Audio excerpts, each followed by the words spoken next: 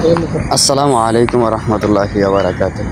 প্রিয় দেশবাসী, দেশ এবং প্রবাস থেকে যারাই আমাদেরকে দেখতেছেন, আপনারা অনেকেই অবগত আছেন যে আমাদের পীর ও মুর্শিদ আল্লামা শেখ মেরাজুল হক কাসেমী সাহেবের দামাত বরকাতুহু বারাকাল্লাহু ফি হায়াতি হযরত, এখন আপনারা অনেকে জানেন যে হযরতে উমরার মধ্যে আছেন।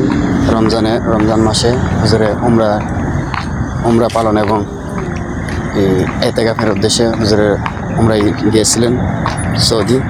পবিত্র মক্কা শরীফে হুজুরে ইতিকাফরত ছিলেন এবং ওখান থেকে হুজুরে ইতিকাফ শেষ করে, রমজানে ইতিকাফ শেষ করার পরে হুজুরে উমরা শেষ করে হুজুরে মদিনা মুনাওয়ারা যান। তারপরে বর্তমানে হুজুরে